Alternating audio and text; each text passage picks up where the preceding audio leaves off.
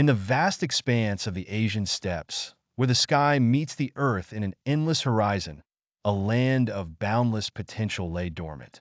This was a place where the winds whispered secrets through the grasslands, where the stars painted tales of forgotten ages in the night sky.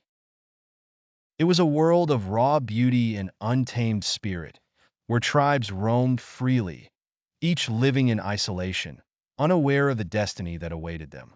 Long before the rise of empires, the steppes were home to numerous nomadic tribes, each led by its own chieftain. These tribes were fierce, proud, and independent, living off the land, hunting wild game, and moving with the seasons. They were warriors, but their strength was divided, and their lives were shaped by the endless struggles of survival and intertribal warfare. Yet in the heart of these tribes, there existed a group of mystics, the shamans, who held the key to a power that could unite them all. The shamans were the spiritual leaders, the keepers of ancient knowledge, and the intermediaries between the physical world and the spirits. They were revered and feared, for they could communicate with the forces of nature, summon the spirits of ancestors, and foresee the future. Among them was a prophecy, whispered from generation to generation, about a time when the tribes would be united under a single banner. One fateful night, under a sky ablaze with 1,000 stars, the most powerful shamans gathered in a sacred cave hidden deep within the mountains. The cave, known only to the shamans, was a place of immense spiritual energy. The air inside hummed with a strange power.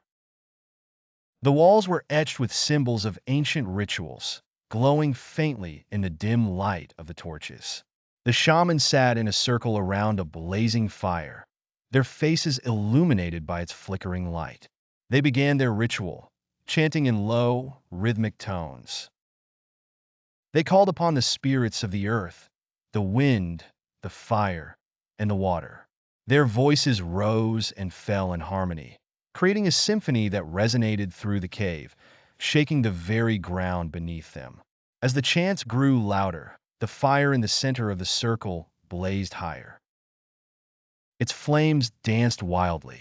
Suddenly, the fire split apart, revealing a figure, a massive, ethereal wolf with eyes that glowed like molten gold. The shamans fell silent, awestruck by the presence before them. This was no ordinary wolf. It was the spirit of the steppes. The wolf spoke in a voice that echoed through the cave, a voice that was both ancient and eternal. "The time has come," it said.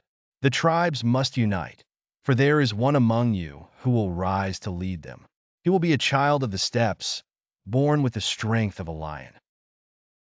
He will carry the spirit of the wolf within him, and through him, the prophecy will be fulfilled. He will be the one to forge the Mongol Empire." With that, the wolf vanished, leaving the shamans in a stunned silence. They knew that the prophecy was real. Years passed, and in a small tribe near the Onan River, a child was born. His name was Temujin, and from the moment he took his first breath, the shamans knew he was the one. Temujin was different from other children. Even as a boy, he possessed a fierce determination. He was fearless, often venturing into the wilderness alone, communing with the spirits of the land. The shamans watched over him, guiding him in secret. As Temujin grew, so did his reputation. He became known as a formidable warrior, a brilliant strategist, and a charismatic leader. He was driven by a vision of unity, of bringing the tribes together to create a force that would be unstoppable. He began to gather followers, warriors who believed in his dream, and one by one, the tribes began to rally under his banner. But the path to unity was not easy. Temujin faced countless challenges, betrayals, battles, and near-death experiences. Yet, each time he was knocked down, he rose stronger, fueled by the guidance of the shamans and the spirit of the wolf that lived within him. The shamans continued to perform their rituals. Finally, after years of struggle, Temujin succeeded in uniting the tribes. He was declared Genghis Khan, the universal ruler, and with the shamans by his side, he set out to build an empire that would span continents.